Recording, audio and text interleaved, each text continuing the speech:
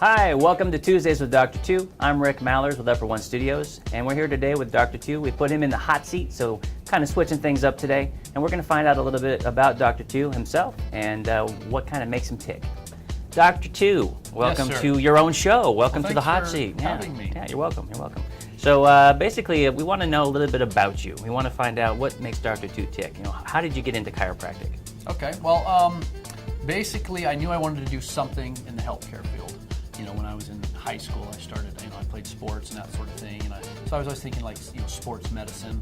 But of course, being 17, didn't really know what that meant as far as, what kind of schooling and everything. So kind of looked into that, ended up going to UAA, getting a Bachelor of Science in Natural Sciences, which is basically a pre-med dental chiropractic degree.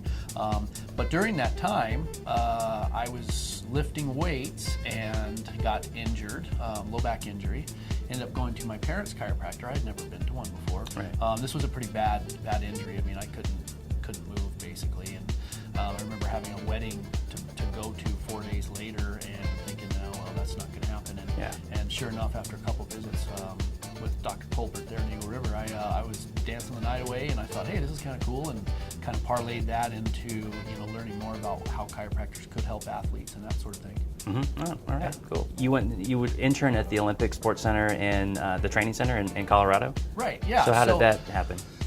If you, as a certified chiropractic sports physician, which is a post-chiropractic degree that you can choose to get, which I did about 10 years after I graduated chiropractic college, you then have the opportunity to, if you choose, to go and do a rotation down there. Oh, okay.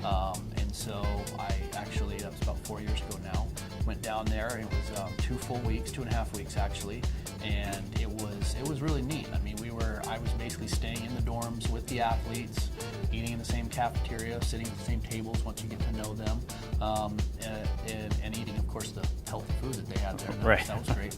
But really what it was about was they have constant rotation of PTs, athletic trainers, and chiros that come in there to help staff their clinic from all over the country. So I was the one chiropractor that was there at the time, and basically they assign you to a team, and so I would go to the morning practices, and mine was men's gymnastics, which was amazing. I didn't know anything about it, and just sitting there watching these guys and the way that they practice, I mean, it's just a whole other level. Obviously, but until you see it, you wouldn't believe it.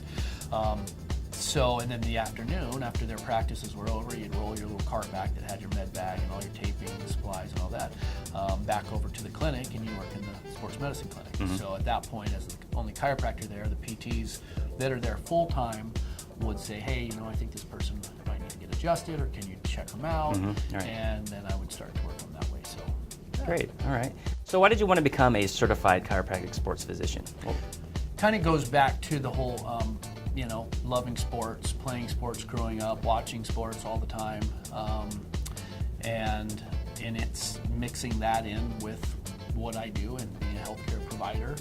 You're basically able to identify and treat sports-specific injuries on a higher level. Right. A lot of it's all the way down from learning how to tape an ankle to spine boarding. Serious stuff, and concussion management on the field, or return to play decisions, whether an athlete should or can go back into a game, because it's not always cut and dry. So you need somebody there that's able to make those decisions, and that's getting this special certification allows me to do that. Okay.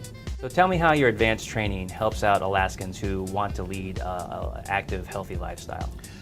Well, I think it helps me have more of the mindset of getting my patients back as healthy as fast as possible, back out enjoying the things that they want to do. I mean, I know personally with the history with my low back, from that first injury to other episodes I've had, it's no fun, and you want to get back out and enjoy. You want to get back out and be healthy and do the things that are going to keep you healthy, and you can't do that if you're hurt. So really, I feel like that this advanced degree that I have in training allows me to combine everything that I knew from chiropractic school along with this CCSP degree. That allows me to basically get people back out enjoying what they do, being healthy, having an active lifestyle, and just being happy overall, whether that's physical and mental health. Right, yeah. And that leads us into, you have the Spring Fitness Challenge coming up. Yep. So can you explain a little bit about that and what that's going to entail? Yeah, sure. Without getting into too much detail, basically it's going to be 6 weeks on my Tuesdays with Dr. 2 episodes, where we have a different challenge every week.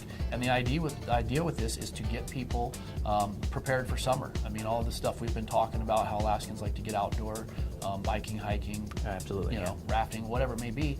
A lot of people, I think they don't prepare for it, and it kind of sneaks up on them. Mm-hmm. And this isn't a hardcore training routine, real in depth, but it's basic stuff that some people may have heard, but I'm going to go over and kind of tweak it a little bit so that it's easy for you to do at home, outdoors on the trails. An example would be some dynamic warm-up activities. Instead of just static stretching, we're going to do some dynamic stuff, getting the blood flow pumping, again, before you go out for your bike ride, before you go out for your run, that sort of thing. Right. Working on some core stuff. Core's the foundation of all of this. And so there's stuff you can do in your living room at home at night, that sort of thing.